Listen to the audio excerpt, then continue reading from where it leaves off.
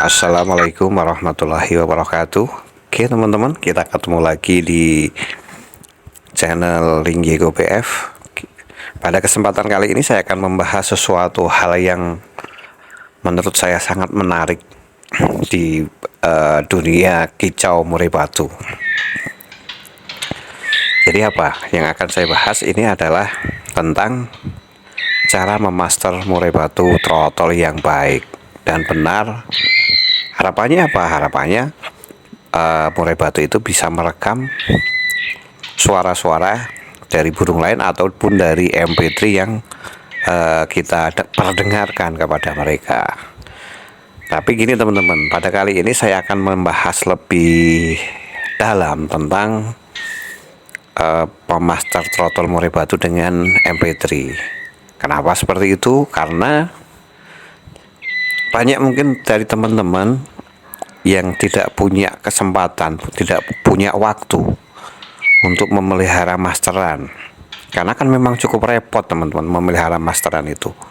Bayangin aja ketika kita apalagi hanya memasteri trotol murai batu tuh 1 atau 2, sementara master hanya 3 sampai 5, kan sangat repot kan? Malah justru repot memelihara masterannya. Ya, belum harganya masterannya juga cukup mahal kalau dibandingkan dengan MP3 gitu ya teman-teman. Oke, jadi gini teman-teman. Untuk memaster murai batu trotol ini supaya dia itu bisa merekam apa yang diberikan atau suara MP3 yang diberikan, ini memang harus dengan persiapan, harus dengan syarat-syarat. Tidak hanya sekedar ada kita memelihara murai batu, dekatnya dikasih MP3 langsung dia akan masuk dengan bagus. Itu tidak seperti itu, ya kan? Tapi memang ada syarat-syarat yang mendukung lah, yang harus mendukung pada saat kita memasteri murai batu. Jadi ini teman-teman, memaster murai batu itu ya itu kalau dibandingkan dengan kita, trotol murai batu itu sama seperti ketika kita jadi anak SD, ya kan? Sama kan umurnya trotolan 2 bulan, kita anak SD 5 tahun ya kan? Ya, sepantaran lah kalau antara murai batu dan manusia itu. ya gini teman-teman, itu hampir sama logikanya. Gini teman-teman, karena kita anak SD waktu itu, ya waktu itu kita bayangkanlah kita menjadi anak SD gitulah. Kelas yang seperti apa ya yang mudah kita menerima pelajaran dari guru kita? Apakah kelas yang bising, artinya banyak teman-teman kita yang berteriak-teriak rame, itu mudah enggak? Susah kan?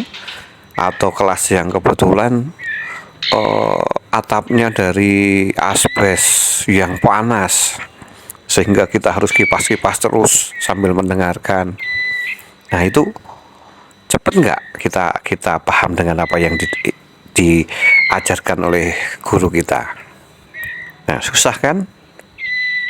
Itu sama sebenarnya seperti trotolan murai batu.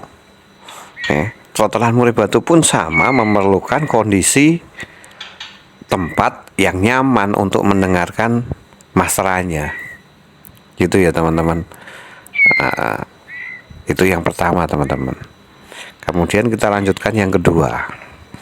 Selain tempat, itu juga waktu. Waktu itu berapa lama sih kita harus memperdengarkan murai batu kita itu dengan MP3? Ada yang berpendapat 24 jam. Ya terserah, silahkan berpendapat. Ya kan? Boleh saja.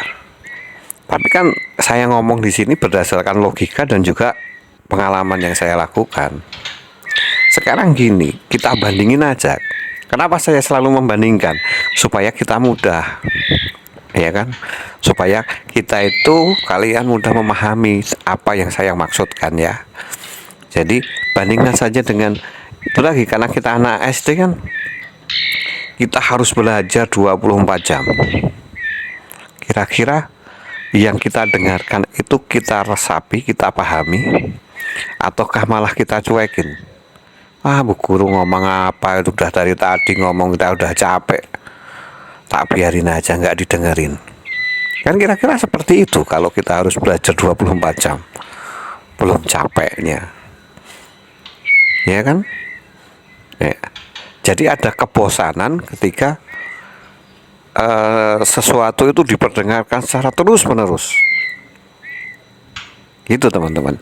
Ya sama seperti trotolan murai baru juga seperti itu. Kemudian ketika kita mau belajar, ya ketika kita mau belajar, mau sekolah, teman-teman sarapan nggak? Kan beda kan antara sarapan dan enggak. Ketika teman-teman sarapan misalnya, tapi sarapannya kenyang, sampai sekolah paham nggak? Paling ngantuk ya. Siapa yang dulu sering tidur di kelas ya, itu karena kekenyangan ya, kalau tidurnya pagi ya. Sama halnya juga kalau tidak sarapan, tidak makan dari awal, dari pagi kita berangkat sekolah, ya udah di sekolah gemetar tuh tangannya, nggak bisa fokus dengerin bu guru atau pak guru ngajar, kok apalagi bisa menerima pelajarannya, ya nggak akan bisa. Nah yang pas seperti apa? Ya sarapan tetapi dengan menu yang sedang, menu yang pas dengan protein yang harus dibutuhkan ya. Itu ya teman-teman. Jadi kalau itu kita terapkan ke murai batu, itu mau jangkriknya berapa? Itu kan terusan pertanyaannya. Ya, di sini saya kan nggak akan bisa jawab, oh jangkriknya 5, oh jangkriknya 7 atau 10. Ini cukup susah buat saya. Karena apa? Tempat teman-teman kan berbeda. Ya kan, situasi lingkungannya kan berbeda. Geografisnya juga berbeda. Saya di sini ya, saya di Jogja, saya di Bantul. Kondisinya saat ini sini panas. Saya nggak akan ngasih jangkrik lebih dari 5, gitu kan. Tapi mungkin yang di Bogor dingin, ya kan, 5 mungkin kurang. Nah jadi silahkan teman-teman, kebiasaan teman-teman itu jangkriknya berapa sehari, itu silahkan sesuai kebiasaannya aja. Tapi kuncinya sebenarnya cuma satu teman-teman, pemberian EF itu selama itu belum kebanyakan. Kalau trotolannya itu masih makan fur. Tapi kalau trotolan itu sudah nggak makan fur, dia hanya makan EF, bisa dipastikan EF-nya kebanyakan. Nah, itu kan. Ya, jadi lebih baiknya tetap teman-teman bertahap ya, ngasihnya bertahap sehingga EF-nya dikasih, tapi furnya juga tetap makan. Gitu ya teman-teman. Oke, yang selanjutnya teman-teman. Ketika kita dulu juga masih sekolah juga, ini masih sekolah juga, itu Pak Guru itu ada yang menjelaskannya itu secara jelas, ada yang enggak jelas, sehingga kita nggak paham dengan penjelasan yang nggak jelas. Ini sama juga teman-teman ya, dengan alat atau MP3 yang harus digunakan.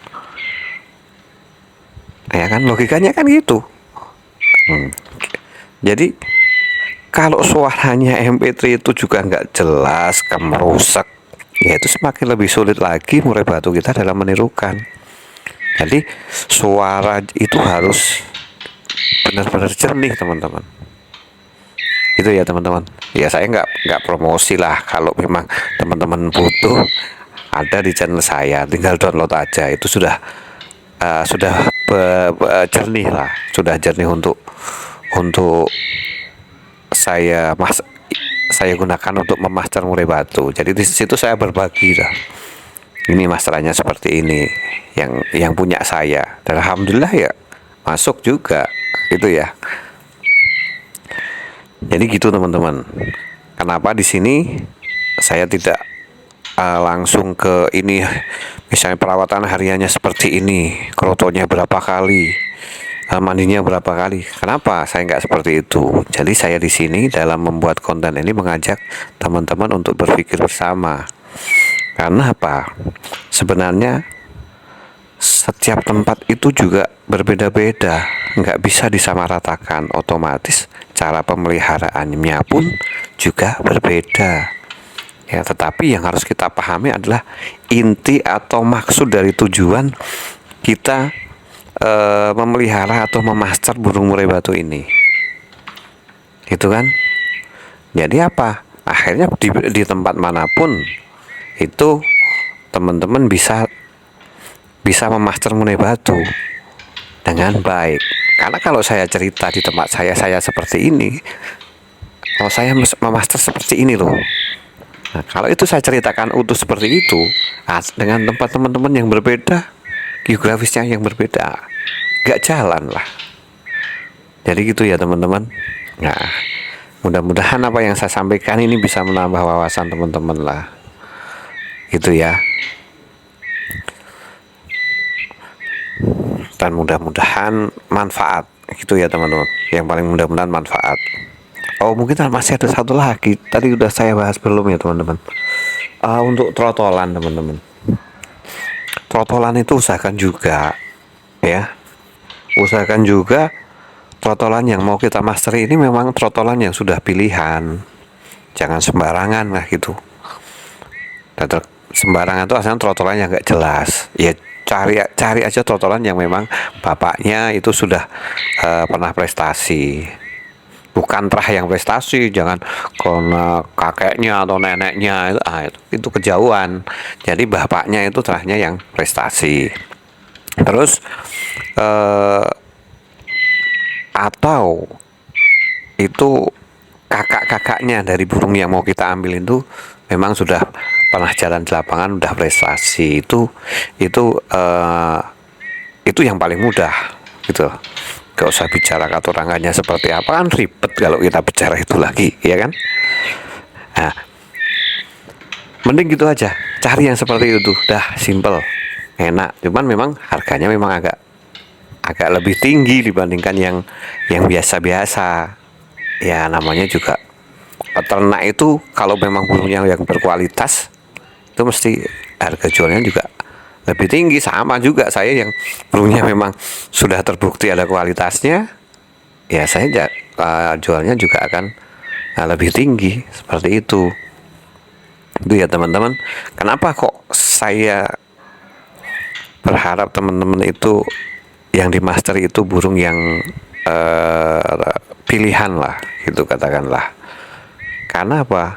Memasteri ini butuh waktu yang tidak sebentar loh teman-teman. Paling enggak 5 bulan lah, paling 5 bulan itu paling cepet. Dari usia kita ambil sudah jadi pastor gacor itu paling cepat 5 bulan. Ada yang 7 bulan. Artinya apa? Jangan sampai kita sudah capek-capek memasteri ternyata burungnya yang kita masteri ini memang tidak mendukung gitu.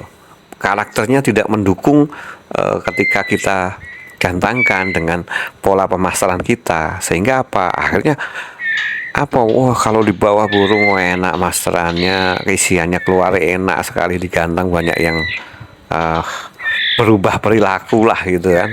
Nah jadi maksud saya seperti itu teman-teman, supaya kita itu puas dengan apa yang kita lakukan selama 5 atau sampai dengan 7 bulan pemasteran itu. Mungkin gitu ya teman-teman. Saya kira itu dulu. Kalau ada pertanyaan hal yang lain silahkan ditulis di kolom komentar ya teman-teman. Dan terima kasih untuk teman-teman yang sudah komentar, sudah subscribe.